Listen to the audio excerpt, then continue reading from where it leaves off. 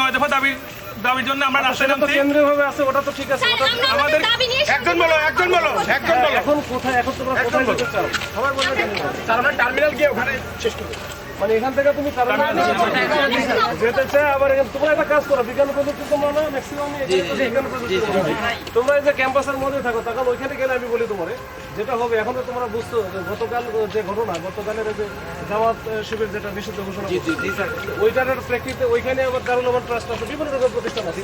এর আগে যেটা হয়েছে তোমরা দেখছো যে তোমাদের মতো ছেলেগুলো যারা আছে আমাদেরকে রক্ষার জন্য এখানে দেখা যায় দেশে দাঁড়াই গেছে, কিন্তু তারপরে কিন্তু কেউ ছাড়ে না।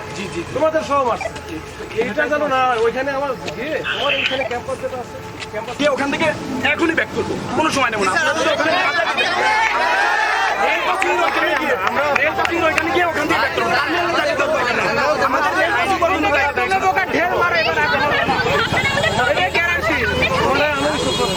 সব করবো, সমস্যা নাই।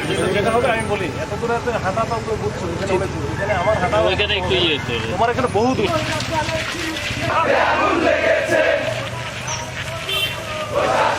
ছাত্র সমাজ কে আছে? আমার ভাই মরলো কেন?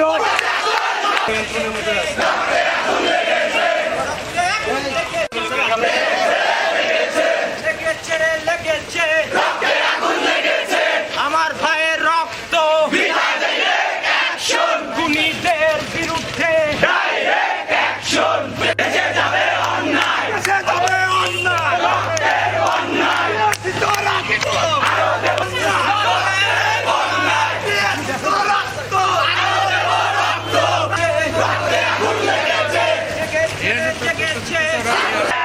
সারা বাংলাদেশে ছাত্র সমাজের প্রতি যেন তারা তাদের সহমর্মিতা বজায় রাখে।